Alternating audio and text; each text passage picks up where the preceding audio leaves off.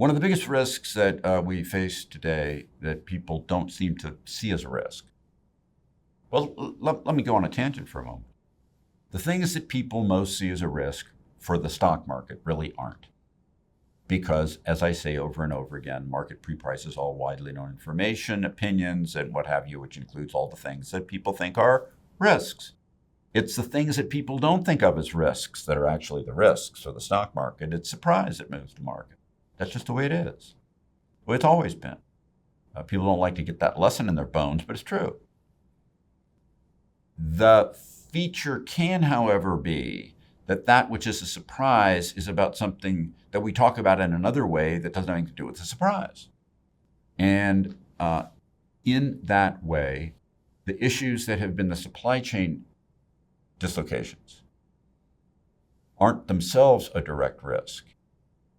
Well, what we are doing over time, potentially, is getting businesses on a broad scale used to doing business differently in ways that are trying to adjust for the supply chain dislocations. And to the extent that they get used to operating inefficiently by getting inventory levels that are too high because they can't get these parts, but they can get those parts, and they're waiting for the other parts before they can ship things out the door, and they get comfortable with that.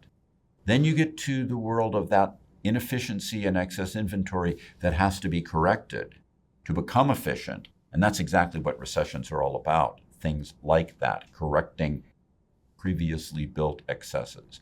And we could easily, as this year progresses, build those excesses in our system, tied to businesses getting comfortable and used to dealing with these dislocations and the excesses that come of them.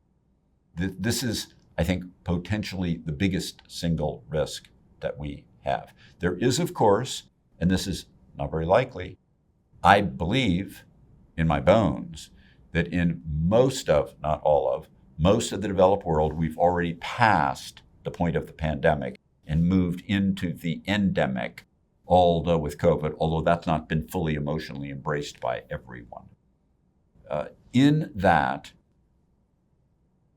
people do have a sense that we're not at the level that we were with COVID. And as Omicron's fading away, we're getting to the point where we're beginning to enjoy more normalized life. There's a pretty clear notion that we'll certainly have another variant, and that variant is probably more contagious, less deadly still, which moves you further into the endemic-like, near flu-like life.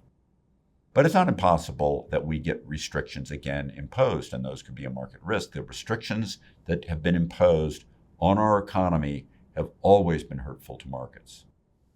So those are the two biggest ones that you could think of, which is more lockdowns because lockdowns aren't expected, and inefficiencies that have to be rectified tied to the supply chain disruptions, which of course in and of themselves were caused by past lockdowns and openings and lockdowns and openings and lockdowns and openings associated with reacting to COVID.